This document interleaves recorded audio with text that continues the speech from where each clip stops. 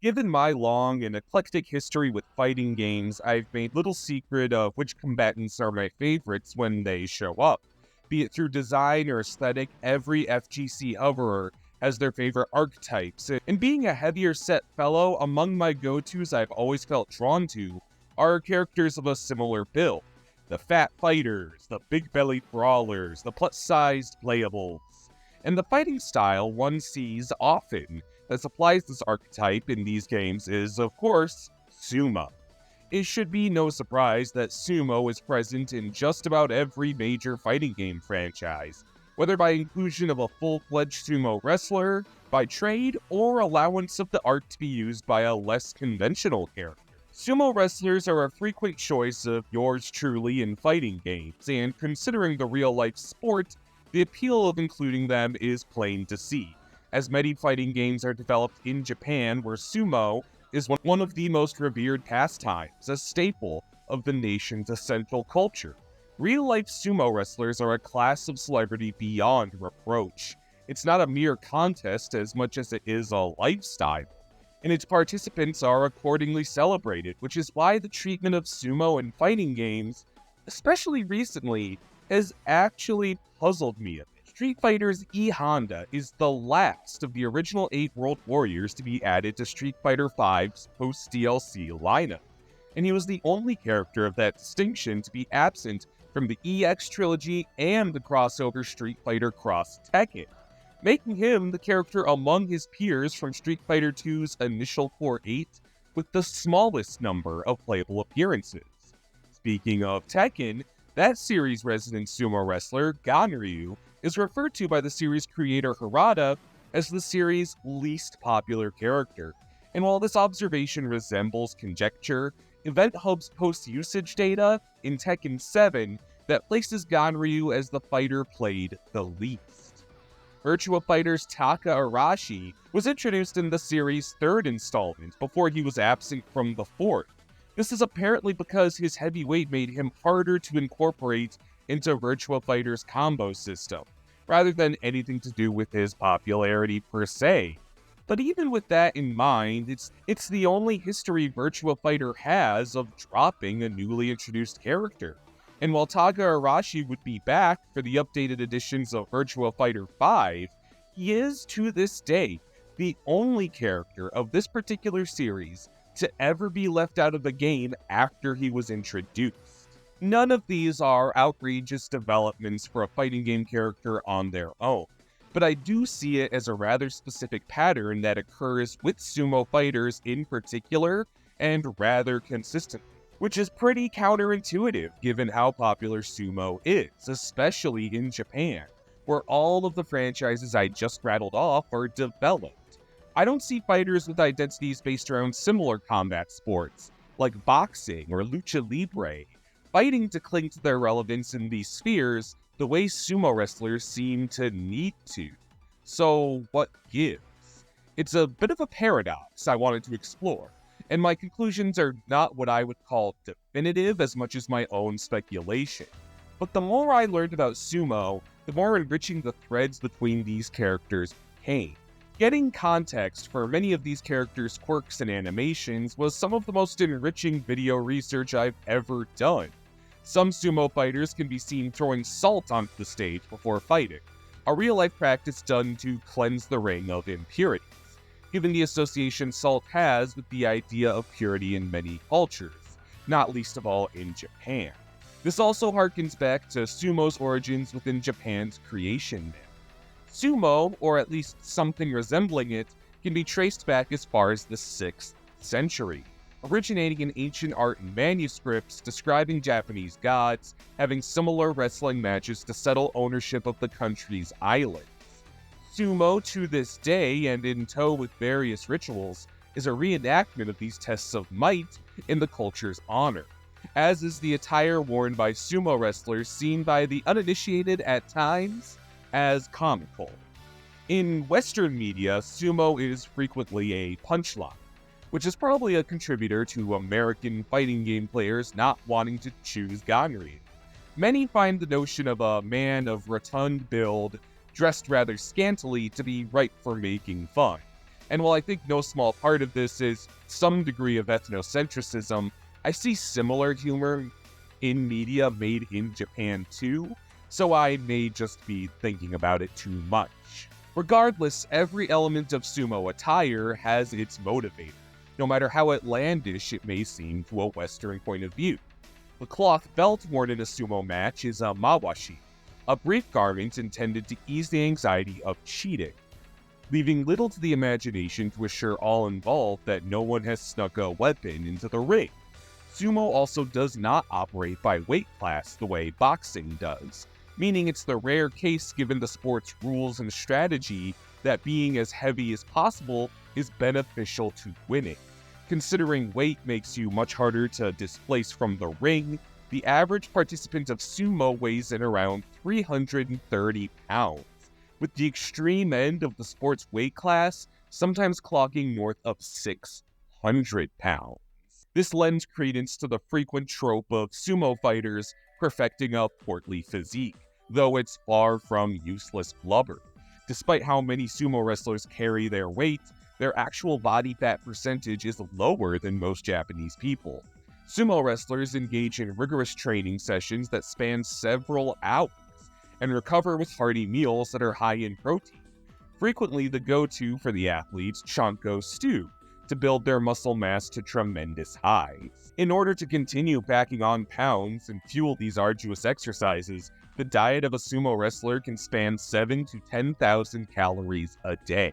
It should be borne in mind that too much of anything can still be harmful, as extreme regimens like those practiced by sumo wrestlers to gain weight have sometimes led to conditions like knee problems, hypertension, and diabetes. Though it's also worth noting that this is very much just a different font, presenting a problem for most high-contact athletes. It's abundantly clear the risk and sacrifice is evident in joining fields of wrestling or boxing, and these trade-offs are frequently physical. But in many cases, the rewards of stardom begotten by success in these fields far outweighs the risk. The bounty of participating in a single sumo match can reach up to 300,000 yen, an amount to the tune of about $2,000. A high-ranking, consistently competing wrestler can net a monthly income equivalent to $20,000. And considering a sumo wrestler spends a great deal of their working career living in a training stable, relieving them of many living expenses, with some careful saving, they can amass illustrious fortunes. Wrestlers who have reached the highest rank of yokozuna are likely to become millionaires. Mongolian champion Asashoryu Akinori is estimated to be worth $75 million, a position he's used for a great deal of philanthropy and capitalist ventures, conquering the world of business as thoroughly as he did sumo. This may be why many sumo wrestlers in fighting games also have a background in commerce, many fighting to continue funding their marketing endeavors. Honda and Ganryu both have stories involving opening chanko restaurants and continuing to fight, largely to funnel money into these establishments. Honda in particular has always shown a love for merchandising. His chief stage as far back as his first appearance in Street Fighter II was a commercial bathhouse, a venue he seems to have purchased and begun managing as of Street Fighter V. And it's when I started to line these factors up that possible answers to these characters' tenuous popularity started to emerge to me. Mind you, the merchandising ventures I discussed with these characters are highly characteristic of sumo wrestlers only after they retire and cash out. My hope in prior descriptions of sumo traditions and the reverence of them that's abundant in Japanese culture was to paint an image of a sport that, while a global sensation, is just as much a sacred practice hearkening to the oldest mythology of Japan.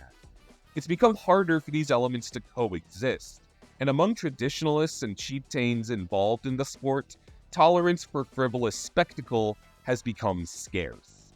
Even among the most renowned competitors in the sport, such as Hakuho Sho, a gesture as simple as a celebratory fist bump or a shout of triumph is cause for controversy. With this in mind, the boisterous Honda, Ganryu, and Takahashi would probably be pariahs among real sumo wrestlers. professional competitor of sumo is expected to be subdued, dignified, and respectful, as their sport is mimicking the contests of the gods and is presumed to be watched by them, which is why many of the fictional sumo icons I've discussed actually seem to subvert these norms. E. Honda's known for his talkative disposition and glitzy charisma that have made him likable within the cast of Street Fighter, but in a real-life sumo tournament, his bravado would likely ruffle feathers all around. Ganryu frequently uses the King of Iron Fist tournament as a means to pursue the objects of his affectionate feelings. And Taka Arashi's background is that of a sumo victor who quit the sport because he found himself growing partial to fighting opponents with varied fighting styles. One of the core tenets of the real-life sumo circuit is commitment. Contrary to most sports, sumo has no off-season, and missing a single tournament can be catastrophic for the momentum of one's career. There's been a major problem within the sport of sumo of competitors pressing on into tournaments without taking the proper time to recover from injuries sustained in previous bouts, begetting ample instances of wrestlers sustaining torn ligaments and hand injuries while still in active engagement with the fast-paced, sometimes brutal sport. With all of this in mind, a fighter overly concerned with business, romance, or street fighting is hard to imagine while holding themselves to the sport's intensely high professional standards. And I can't help but wonder if that's where some of the break is for these fighters. Sumo is a culture of laser-focused ambition and humility, something these fighters seem to frequently fail to practice. I can't understate that all of this is analysis toward the unpopularity of these characters. Mere speculation. I found it hard to uncover concrete records of these characters being unpopular because of their contradictory personalities clashing with the value of sumo. It's just not something that adds up with how popular sumo is. And despite all of my findings, my affection towards these sumo fighters hasn't changed in the least. Maybe they aren't the most faithful representations of their craft, but long after making this video, when choosing a character, I'll be drawn to E. Honda's spirited tenacity, Ganryu's endearing comedic relief, and Taka Arashi's indomitable might on the battlefield. I think fighting game characters, after all, are meant to, at some point, be subversive. In real life, a pro boxer is a symbol of sportsmanship and brutal but majestic competition, and its most famous representative is the unscrupulous and greedy Balrog. Pro wrestlers are showmen with no small aspect of their fame being their talent for mic work, their ability to flex their personality and dynamic with their opponents, using their words to get an audience going. Which is why it's an anomaly when one of the FGC's chief faces of the archetype is the largely silent King from Tekken. The only thing about sumo and its representatives that sets it apart is its connection to religion as a sacred ritual, just as much as it is a sport. But that's not something I notice anyone actually clutching their pearls about, at least insofar as I've observed.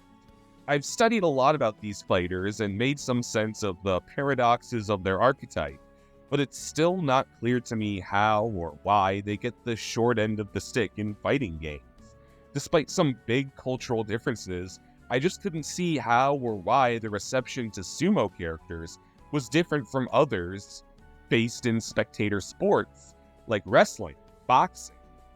And it was that line of thinking that was obscuring my answer. Despite my desire to understand this culture I was only layman to, I was still looking at it through a Western lens. I thought the popularity of sumo meant viewers of all ages attended and the crowd went wild the way they do over sports here in the US. The more I explored, the more I found this was not the case. Sumo's deep roots in tradition and dignity extends not just to its athletes, but to its audience. Sumo matches aren't like the old ball game where you can scalp a ticket for yourself and grab your kids some Cracker Jacks on the way in. Tickets to sumo tournaments frequently sell out within the hour they go on sale, and at the venue everyone is expected to be neatly dressed and stay seated. To exclaim or rise from one's seat is seen as poor etiquette. Obstructing another viewer's observation is of course frowned upon. It's actually about as far from my comparison to boxing or Western wrestling as you can get. Given how quickly the tickets sell out, it's not the sort of event any crew of youngsters can waltz into, especially in valuable seats up front where you will largely see older fans. And even younger viewers are likely accompanied by such a benefactor. Sumo rakes in audiences of all ages, but the expectations are clear, that they're present to observe tireless training pay off by showing the same reverence the athletes carry themselves with. Outside of certain celebrations in extreme cases and polite applause, you don't hold up big signs with the name of your favorite rikishi, you're not starting the wave, and you're not throwing trash at the heel who beat the face you came to support. The etiquette almost more so resembles that of attending theater over a sporting event, which is why it makes sense someone of a younger disposition craving a certain brand of excitement would likely pick another pastime, which is why sumo and its conservative ideals are largely enjoyed by the older generation, alongside recently a rise in popularity among young women who cherish their favorite competitors the way some would idol stars, a more recent phenomenon called rikicho. And when I describe those two demographics, do either seem like the sort to be overly invested in arcade fighting games? Obviously, outliers will exist anywhere, especially in Japan, where I understand it's far more widely accepted to enjoy things like video games as an adult. But it's hard to imagine an avid attendee of the conservative ceremony of sumo labbing their combos in Street Fighter VI after the fact. Accounting for broad exceptions, sumo largely isn't a space for crowds of young men who you will see at arcades go to blow off steam, and I imagine they're more likely to choose fighters that remind them of their preferred pastimes, like anime, martial arts movies, and New Japan wrestling. There's many films and anime about boxing and wrestling, because the settings of those sports are electric and rowdy and can be disorientingly noisy. And of course there's media about sumo, but not nearly to the same extent, I imagine because it's so anti-commercial and unobtrusive. And I think there's an overlap for fans of most martial arts and sports you see in fighting games that's harder to pin down regarding sumo, which I think may be no small part of why these characters sometimes feel left in the dust. The cultural reach of sumo is there, and it is massive, but simply not among people who wants to put significant time into fighting games, the way they may be drawn to boxers, wrestlers, and superhero types. As many contradictions and nitpicks as I was wont to point out about these characters, I gained a new appreciation for them while researching this topic, because I realized just how thoroughly they are tasked with doing the impossible. Fighting games need to be exciting. Choosing a character should be a tough choice between a sea of memorable faces. Sumo, in many ways, doesn't lend itself well to, but when deciding martial arts ideals that corners of the globe and their combat arts are embodied, sumo is inseparable from Japan's culture. So through subversion and blurring of the typical career arc, these sumo representatives have their cake and eat it too. The way Ganryu's devotion to Julia Chang subverts how popular sumo wrestlers actually are among women. The way E. Honda ties sumo into kabuki with his traditional makeup, morphing him into sort of a wholly developed tribute to two of Japan's greatly beloved pastimes. The way the strange fandom of sumo has led to less well-known but innovative characters like King of Fighters Hinako, a play on the aforementioned Rikicho in that she's a huge fan of sumo and started a club at her school and fights with sumo moves despite being a dainty young lady. The reality is, there's no such thing as a martial art perfectly suited for the fantasy fare of a fighting game. And that's where developers use their imaginations to tie elements together, homage and bolster the athletes we already see as larger than life into something more special. And the complicated but always memorable and inventive portrayal of sumo in fighting games is no small part of that.